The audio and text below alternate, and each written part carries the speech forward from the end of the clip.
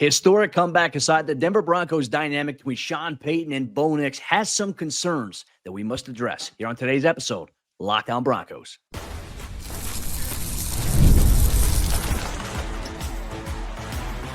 You are Locked On Broncos, your daily Denver Broncos podcast. Part of the Locked On Podcast Network, your team every day.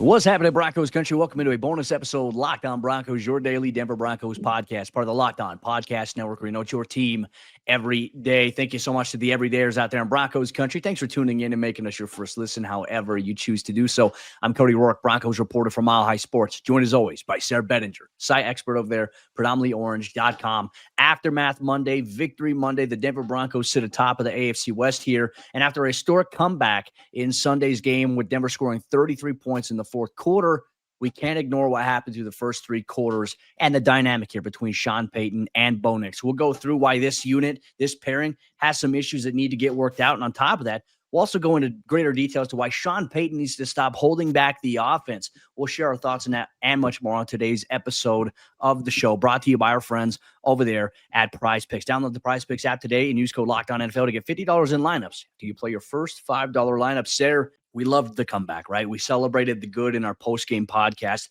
but we cannot ignore, and we have to talk about the issues that we saw, not only from Sean Payton, but also Bo Nix from Sunday's game. And it wasn't just Sunday's game. This has been a trend that's obviously dated back to London, a little bit dating back to the Philadelphia game. So 3 straight games of some issues that the Broncos have overcome, but you can't rely on that every single week. No, Cody, I stumbled upon a post that I made after the Broncos week 1 game against the Titans, where when I was searching for something completely unrelated, I was looking for a post I made about Justin Sternad, and the post that I made from week 1 had a couple of takeaways from that game against the Titans. And one of the top takeaways was the Broncos need to figure out how to get Bo Nix settled in earlier as opposed to later. And I think that issue has kind of persisted throughout the course of the entire season, is figuring out a way to get anything settled in with this offense at all, because there has not been any sort of bread and butter. Once again, we talked about the options that this team has for an easy button on offense, and yet nothing has really materialized. Even J.K. Dobbins in the running game, which had been averaging over 140 yards per game, that has not been an easy button for this offense. And like you mentioned, with the disconnect between Sean Payton and Bo Nix, it just feels like right now the Broncos are there's people theorizing that they're hiding stuff to saving stuff for later in the season. At this point in the year, that's not the case, right? We know that's not the case because this team is flirting with disaster against the Giants, against the Jets.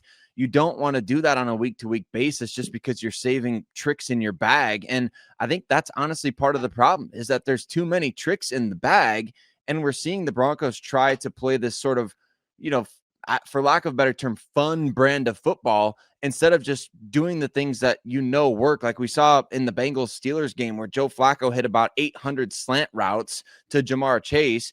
I mean, let's simplify things. The Broncos don't necessarily seem to be willing to do that. I mean, a lot of their route concepts that they run, look, I want the slant to be a big part of this offense. I think it can open things up. It can take pressure. We talk about bread and butter rhythm throws. Those are it, Sayre. Right now, the Broncos' rhythm throws that Sean Payton is trying to manufacture are swing passes and screens, and the defense knows that. Like, that's the thing. The defense at this point is already playing out. I think we'll dive deeper into Sean Payton, the swing passes, the play calling a little bit later on here in the show, but let's talk about the story that was this game before, obviously, that historic fourth quarter comeback. Bo, to open up the game, the Broncos ran 3 straight pass plays. There was no emphasis on trying to get the run game going against the Giants' defensive front. And Bo, I would say he was inaccurate. He was off. Like, he didn't look like that same confident guy we saw in the first half against the New York Jets, certainly the fourth quarter against the Philadelphia Eagles. We saw sporadic mechanics. And also, a part of me was thinking, is that part of pressure? There were several instances as well in this game where I noted and I saw a high snap where Bo is having to jump up and adjust, or it's to the left there. So the snaps are still a little bit of an issue, not to a point where it's backbreaking, but all these things you're seeing Bo, I don't think he's got confidence. And certainly he's got it in the fourth quarter, but you can't rely on the fourth quarter every single time. Like, it's just not sustainable, that Broncos approach here. People want us to be hard on Bo Nix, and I think we have been objectively fair when we talk about our criticisms of Bo. I feel like we've talked about that all season long. I've got film breakdowns every week where I'm objectively critical of things that Bo's doing from a mechanical standpoint, from a decision-making standpoint. And Bo has obviously a lot of things that I've seen you can take a look at here in this game specifically through the first three quarters and say, Bo simply wasn't confident. His footwork wasn't good from a mechanical standpoint, and that impacted the trajectory on some of his throws. I don't know what the reason for that is. I think another thing too, Bo's passes are getting batted down at a high rate at the line of scrimmage. These are things that Bo simply has to work on. But I also refuse to buy into the narrative that Bo Nix is not a quarterback that's going to lead this team into the future. I think Bo is very capable of doing that. I think the fourth quarter shows you just that. And a lot of people have made comparisons to the John Elway era when he was with Dan Reeves and how he would get off to slow starts and then lead these comebacks and obviously just play really well in the fourth quarter. Very similar here. Bo mechanically is there, but you can tell the dynamic between he and Sean, Sayre, and I don't know how you feel about this. I see it because I'm at the stadium, but when they come off, you can tell that Bo looks frustrated with Sean. And when the offense is going and sitting on the bench with their iPads, I want to see Sean Payton down there with these guys. He's not, Sayre. He's still on the sideline. I get he's the head coach, but if you're calling the plays, get to the sideline. Go talk to your quarterback, the O-line. I know you have your coaches doing that, but he's not involved in the aftermath when a play or a series or a drive breaks down. To me, that's a problem. Yeah, I 100% agree with you on that. And I think that this whole issue, it stems from, once again, feeling like there's some sort of deadline to an arrival point for Bo Nix in terms of when he's reached that next level to where he's kind of playing above the defenses that he's facing. I think that's kind of the way that I would articulate it, or it's like the game slowing down for him, or like he's reached a point where he's borderline a cheat code against these defenses, that fans are expecting that to happen at any moment. And when it doesn't happen necessarily in a game, then everybody's disappointed and wanting to throw the baby out with the bathwater. But quarterbacks don't always peak at their development in year two. And I think that there's such a tension here because people want to just say they'd rather not be disappointed down the road. They'd rather be disappointed right now and say, well, we need a new quarterback. I got a number of comments about that yesterday during the game, right? And I just don't think that's justified. I don't think that's a justified take. I think it's too knee-jerk. I think that Bo Nix has stuff that he can work on, and he has stuff that he's really great at. And you need to amplify the things that he's really great at. This is not a Tim Tebow discussion where we're talking about masking the offense for his deficiencies and then just saying, all right, well, we might as well go play get open on Hut here late in the game because we got nothing to lose. It just feels like there's not really a cohesive relationship between the play caller and the quarterback where we're seeing this.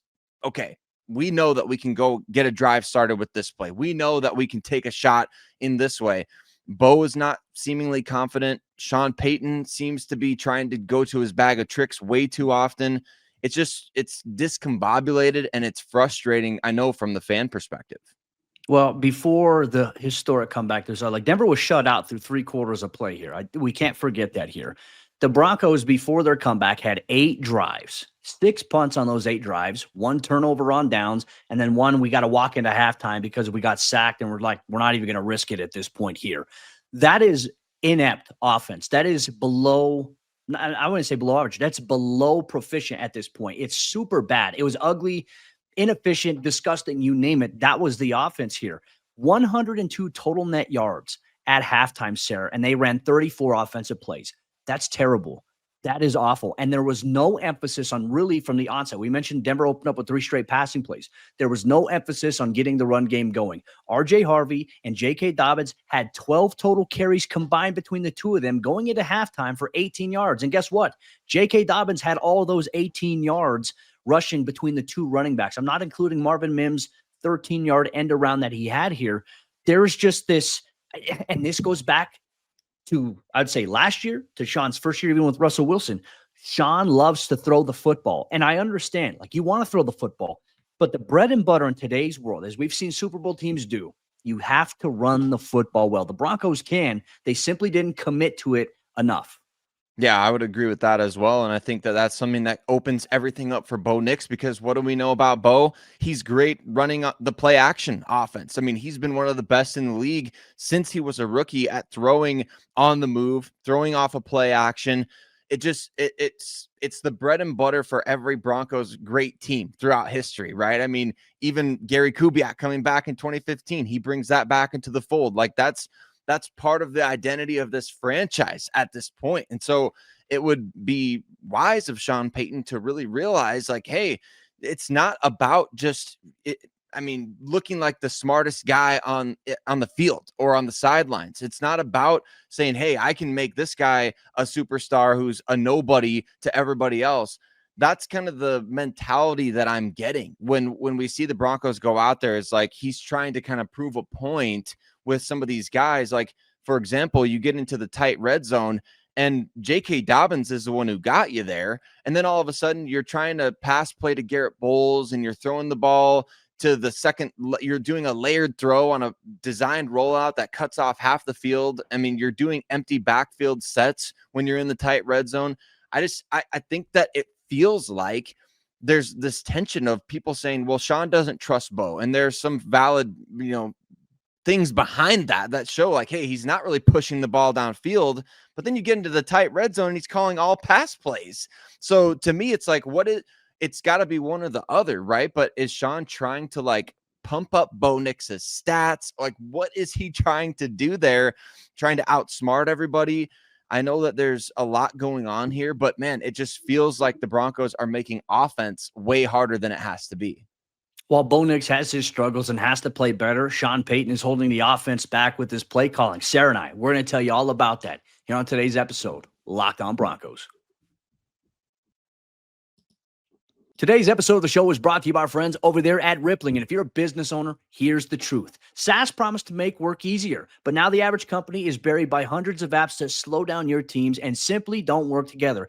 That's not SaaS. That's sad. Software as a disservice, and that's why you need Rippling. Rippling is the unified platform for global HR, payroll, IT, and finance all in one place. They've helped millions of businesses replace a mess of disconnected tools with one system designed to give leaders clarity, speed, and control. Whether you want to run your entire HR, IT, and finance operations as one, or just fill the gaps in your software stack, Rippling, they can do it all. And right now you can get 6 months free when you go to rippling.com/lockedon-NFL. Learn more at rippling.com/lockedon-NFL. That's rippling.com/lockedon-NFL for 6 months free. Terms and conditions apply.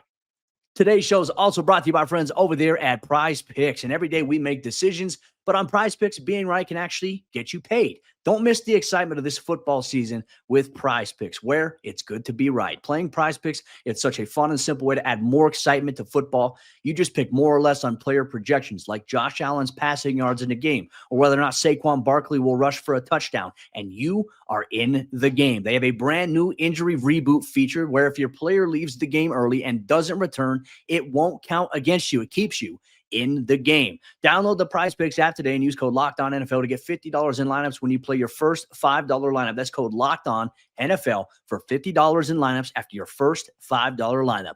Prize Picks. It's good to be right. Today's show is also brought to you by our friends over there at Mazda, and Mazda crafts cars for those who do more than simply move. Mazda delivers confidence with every ride with more IIHS top safety pick awards than anybody else. From footwork to breathwork, athletes, they sweat all the details. Mazda, they bring the same attention to how they craft every single model. And you can feel Japanese craftsmanship in every detail, from metallic accents to available Napa leather upholstery. And you can make everyday drives feel like anything but, from smooth handling to intuitive controls. With all-wheel drive standard in every crossover SUV, you can drive with confidence through almost any season. Like our players, we sweat every detail, because when you make every move count, impossible becomes irrelevant. Mazda, move and be moved. Is Sean Payton holding the Denver Broncos offense back? We think that is definitely the case about midway through the season, which is a problem. So what has to happen? What are the options? We're going to discuss that on today's bonus episode, Locked On Broncos and Broncos Country. Once again, want to say thank you to every single one of you out there. That makes us your first listen of the day. You know, your boys, Cody and Sayre, got you covered every day here, Locked On Broncos. Cody, The sentiment amongst many in Broncos country is that Sean Payton is holding the offense back. We even saw old friend Ben DiNucci calling for, I guess, in a way, for Davis Webb to be calling some of the plays there for the Broncos. There's a couple things I just want to quickly say about that, and I want to get your take on this. Davis Webb calling the plays in the preseason for the game that he did was both maybe the biggest mistake Sean Payton has made and maybe one of the smarter things he's done, right? But it was a mistake from the vantage point of now it's that preseason third quarterback syndrome for the fan base where it's the devil you know versus the devil you don't. And now everybody wants to see Davis Webb calling plays in a regular season game. That's just something that doesn't feel like it's a realistic thing that Sean Payton will ever give up at this point. No, and look, as much as fans, and we could talk about it. I feel like I always answer this on Twitter. We could talk about it all we want, but here's the thing, folks, and you've seen this. Like, this is with Sean. Like, Sean has been doing this a long time. Sean is stubborn. Sean has an offensive coordinator who doesn't call the plays in Joe Lombardi. Sean calls the plays. Even in New Orleans, Sean called the plays, even though he had some really good coaches around him at this point as well. The idea that Sean Payton, at this juncture of where he's at, with a young quarterback, is going to relinquish his play calling responsibilities, it's not going to happen. As much as I think Broncos fans want to see it happen, and maybe to your point there, like, people want to see, like, hey, like, if Davis Webb does call plays, does this change anything? Like, can the Broncos offense be better? We don't know, but it's not necessarily a guarantee. And you made that point there. He called a game against guys who were really practice squad guys. And not to diminish what he did, I thought that he had an excellent flow overall in that game between the run and the passing game.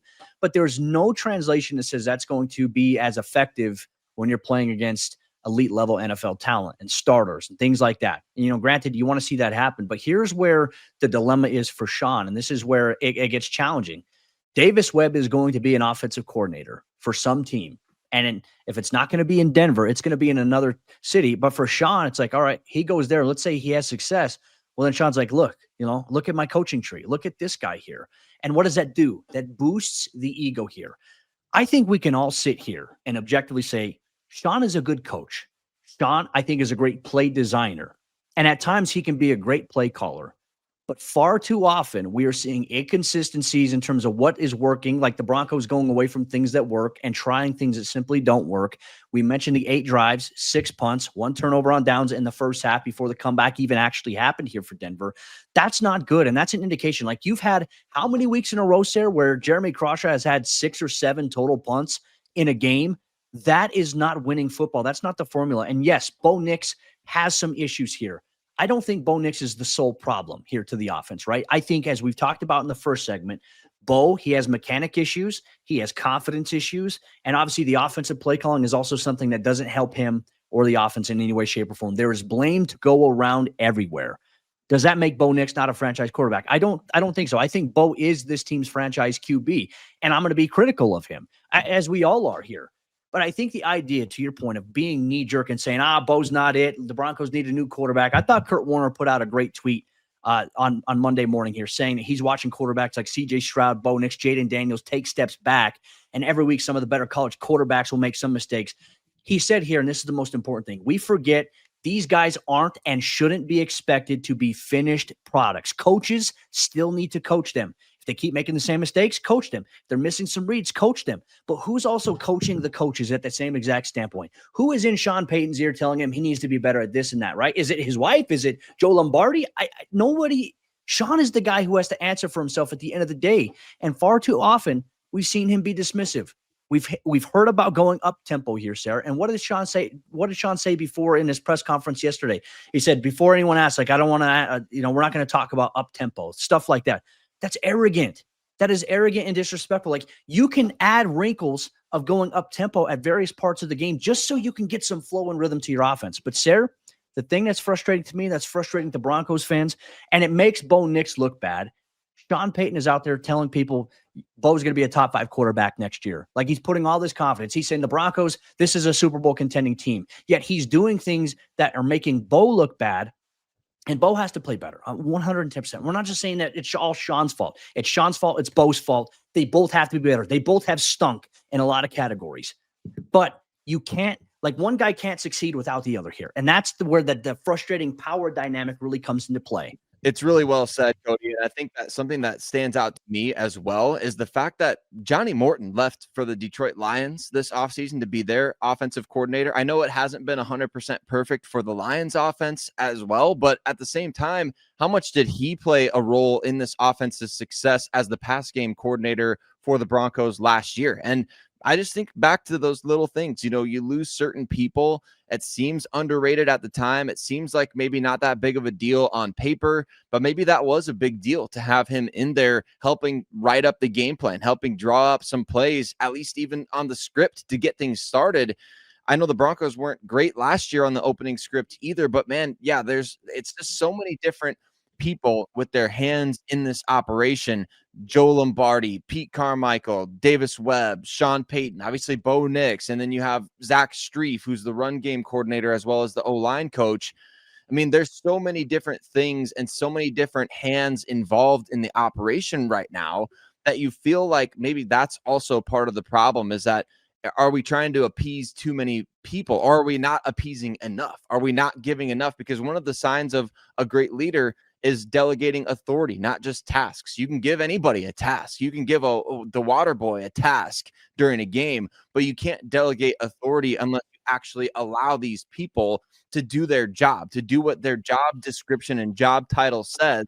If David Webb is the pass game coordinator or whatever, I mean, you got to let him coordinate some pass plays and call those plays and let him design maybe a series or two or something like that. So I'm not saying to get too many cooks in the kitchen here, but it's like an episode of The Bear for any listeners that watch The Bear, right? You got Chef. Yes, chef. Yes, chef. Behind chef, you got to figure out a way to make that whole mess in the kitchen go from this anxiety-filled just mess to being something that you can actually make something look awesome. Even if there is a lot going on behind the scenes, the guest experience has to be great at the end of the day. That's where the Broncos are at right now. You got to start figuring out a way to make the guest experience great without showing the disaster of the behind the scenes, on the sidelines. And Sayre, I'm going to look at this from a defensive coordinator perspective here. The Broncos offense here, simply in my lens, and I think how defenses are certainly playing them. Watching the All-22, this is exactly what I'm seeing. They're okay. They're going to say, we're going to take away the deep to intermediate stuff. If you're going to run these RPOs, you're going to throw swing passes and screens, we'll let you do it. We're confident in our ability to rally and to track the football and to fight through blocks and to try to make plays to blow you up behind the line of scrimmage. We're okay with doing that. Throw that because we're more confident with stopping that. We want to take away your deep stuff. So go ahead and throw the short stuff. And so when Bo Nix is going through on his dropbacks and you talk about these different route concepts, teams are playing zone. The Giants played a ton of zone coverage against them. They're dropping all their defenders underneath. They're dropping 6 or 7 guys, and they're sending 4 guys on a rush there. And they're saying, you know what? Throw it short. We're going to rally and tackle. We like Bobby Okereke. We like Javon Holland. We like Paulson Adebo's ability to come up and tackle. That's how the Giants approach this game. And once again, defenses do not respect this offense. And when your quarterback is struggling with that and your play calling struggling, it just compounds into this negative snowball effect here. That's something I think is super frustrating to me. But Sean Payton, he is the conductor of the orchestra, of the symphony. He is the man who's in charge of that. He simply has to be better. Bo has to be better. And the best way that you do that, open up your playbook a little bit. Go to the simple bread and butter stuff that we've seen here versus trying to be too cute and fancy. The end arounds, the screen plays. None of this stuff, like teams aren't respecting it. So clearly at this point, as a play caller, you have to look yourself in the mirror and say, I've got to figure out how to turn this around. I just don't know if Sean is going to do that, Sayre. There's a certain amount of stubbornness and ego there, and I understand it. It comes with being a coach. Sean Payton has forgotten more about football than I'll ever know.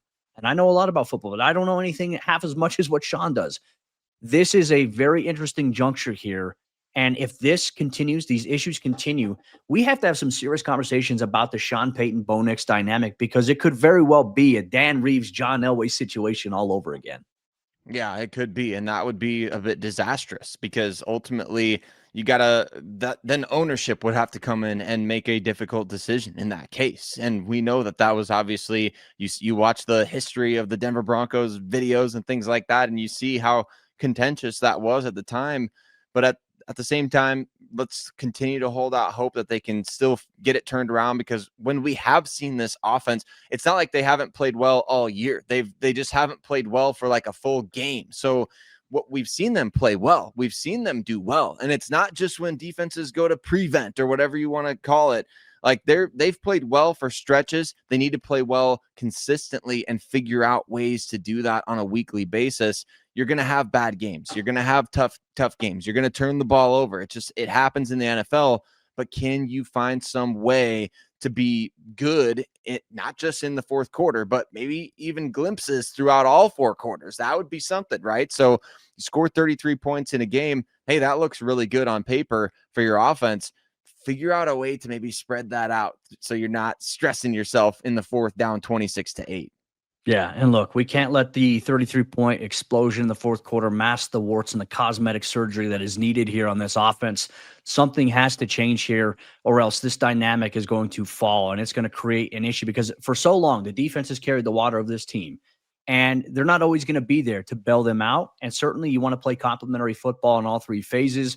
The offense, if they can just get going, like Sayre, they're not even playing their best football yet, and if they can somehow find a way to do that, this Broncos team can be dangerous, but will they get there? That's the question here. Broncos Country, make sure you let us know your thoughts on today's episode of the show. We want to hear what you think of Sean Payton as a play caller, what you think about the dynamic between he and Bo Nix. For all you everydayers, tomorrow's episode of the show, you're going to get Sayre and I talking about Justin Sternad emerging as a big-time key contributor for this Broncos defense and why, when Drake Greenlaw returns fully back into the fray without a pitch count, why it needs to be Dre and Justin on the field. You get that and more on tomorrow's episode, Locked On Broncos.